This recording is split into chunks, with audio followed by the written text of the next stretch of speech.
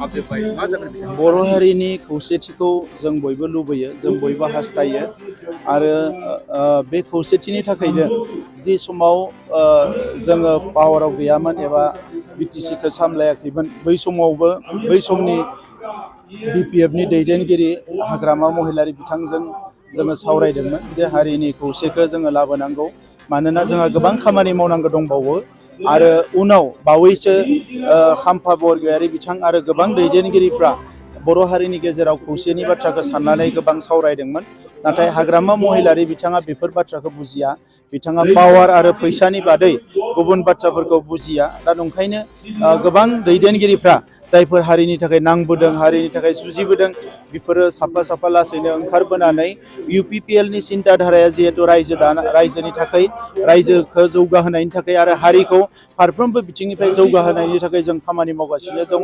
बेवहाय बयबो बाहागो लाफैदों आरो जोङो बयबो खौसेयै आवगायलांगोन। बिटिआर ओनसोल जौगानायनि थाखाय बड'फानि जि सिमां गेरेमसा हारि दानाय बेखौ मोगथां महर होनो थाखाय जों बयबो आवगायलांगोन आरो बेवहाय दिनै जाय बिथांमोना फैनानै UPPLआव जयेन जाफैदों बिथांमोनखौ बरायदों आरो दिनै खाम्फा बरगयारि बिथाङा जिहेतु सासे गोख्रों दैदेनगिरि, बिथाङा फैनायनि उनाव UPPL दोलोआ आरोबाव बर' हारिखौ दैदेनलांनाय खामानियाव जोङो आरोबाव आगानसे आवगायबावनो हागोन, आं बेखौ मिजिंथिदों।